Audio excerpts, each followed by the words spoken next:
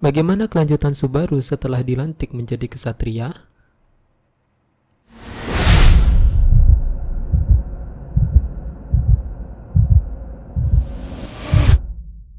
Selamat datang di channel Dazai Adi.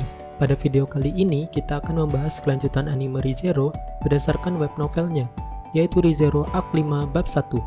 Namun sebelum itu, kalian bisa subscribe channel ini agar tidak ketinggalan video-video selanjutnya. Jangan lupa like video ini jika kalian suka, berikan komentar kalian, dan tidak ketinggalan aktifkan notifikasinya. Video ini sudah jelas sekali spoiler, jadi jika kalian tidak ingin mendengar spoilernya, kalian bisa tinggalkan video ini. Oke, sekarang mari kita bahas kelanjutannya.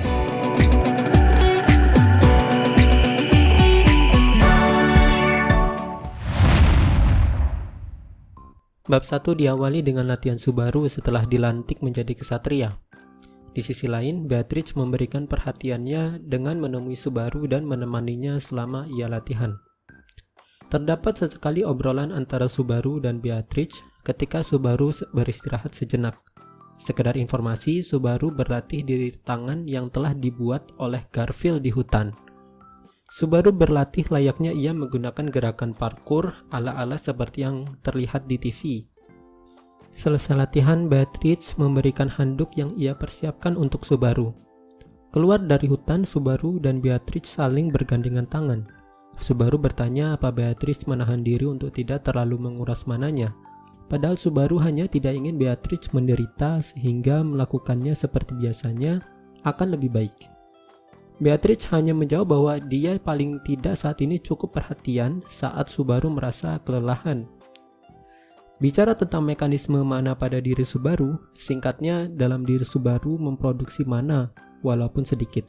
Hilangnya gerbang pada diri Subaru tidak menghentikannya untuk memproduksi mana tersebut. Jika dibiarkan, mana dalam diri Subaru akan mengamuk dan ia akan meledak. Di sisi lain, Beatrix membangun kontrak dengan Subaru membutuhkan mana untuk tetap hidup. Sehingga Subaru dan Beatrix wajib sekurang-kurangnya melakukan kontak fisik sekali sehari untuk penyaluran mana. Sebelum melakukan kontrak dengan Subaru, Beatrix mengambil mana dari orang-orang yang berada di mansion. Rupanya perpustakaan terlarang menjadi mediator penyaluran mana. Beatrix yang hanya punya keistimewaan mengambil mana dari kontraktornya, saat ini hanya bisa mengambil mana dari Subaru saja. Sehingga dibandingkan dengan sebelumnya, tentunya kapasitas mana yang bisa diambil saat ini jauh lebih sedikit dibandingkan yang dulu. Subaru yang awalnya merasa kecewa dengan dirinya, kini ia merasa lega. Sebab saat ini hubungan ia dengan Beatrix bukan hanya sekedar hubungan antara spiritualis dan roh saja, melainkan koneksi satu sama lain. Kembali ke cerita, saat ini Beatrix dan Subaru keluar dari jalan setapak hutan menuju tanah beraspal, yang mana itu adalah bukti mereka bahwa sudah mendekati mansion.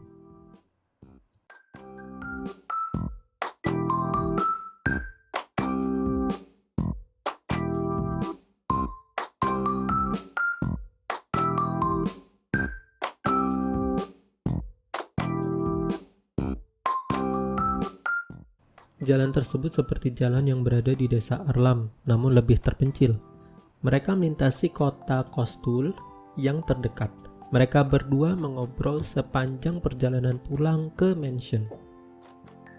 Selagi menuju mansion, Petra Leite meneriakkan nama mereka berdua dengan wajahnya yang sangat ekspresif. Petra berlari menghampiri mereka berdua sambil layaknya kehabisan nafas. Subaru menepuk kepala Petra dan berkata sambil bercanda mengapa Petra terburu-buru.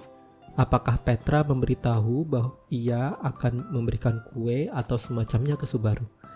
Petra membantah dengan kesal bahwa bukan itu masalahnya. Ternyata mansion kedatangan tamu. Subaru yang awalnya mengelak karena mungkin saja ia merasa sial, akhirnya ditarik oleh Petra menuju mansion. Beatrix yang awalnya menolak pun juga dipaksa oleh Subaru untuk ikut dengannya. Sambil berjalan ke mansion, Subaru bertanya ke Petra siapa tamunya.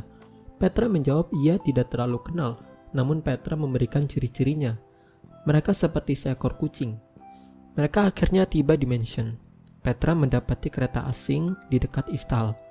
Keretanya adalah kereta naga, tidak ditarik oleh jenis Partridge, namun dengan yang mirip anjing besar.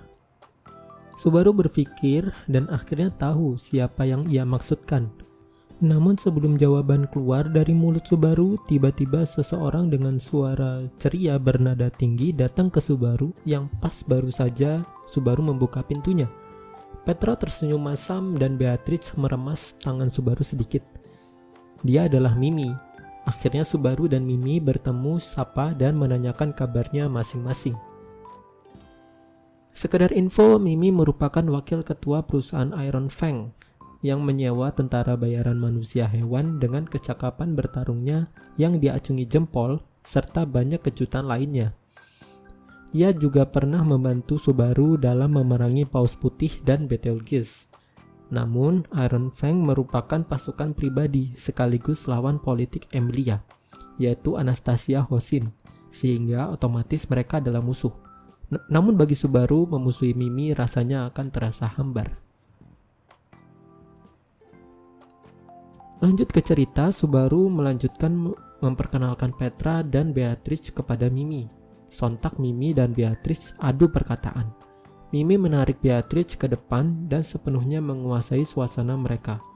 Subaru melihat Beatrice yang nampaknya ingin meminta diselamatkan tidak melakukan apa-apa. Subaru hanya melihatnya dengan mata yang kebapak-bapakan dan menonton sebagaimana Beatrice yang malu-malu selagi menjalin persahabatan. Setelahnya Subaru bertanya ke Mimi bagaimana dengan yang lainnya. Apakah saudara-saudaranya ikut atau Ricardo juga ikut, sambil berharap bahwa Julius tidak langsung muncul tanpa pemberitahuan terlebih dahulu. Mimi menjawab bahwa Hetaro, Tivey, bosnya ataupun Julius dan tuannya tidak ada di sini, hanya Mimi saja. Subaru bertanya untuk apa datang ke sini. Akhirnya Mimi menjawab bahwa Anastasia mengundang semuanya ke sebuah pesta, sehingga Mimi dengan semangatnya menyampaikan pesannya ke Subaru.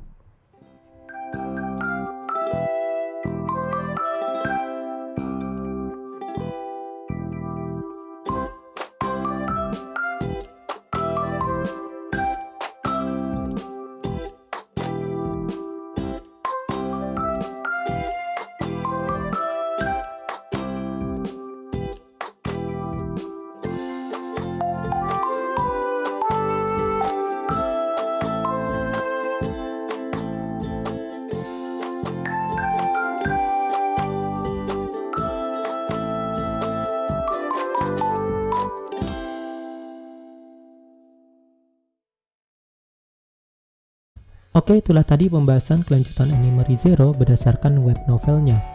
Nantikan terus kelanjutan video ini dengan mengaktifkan notifikasinya.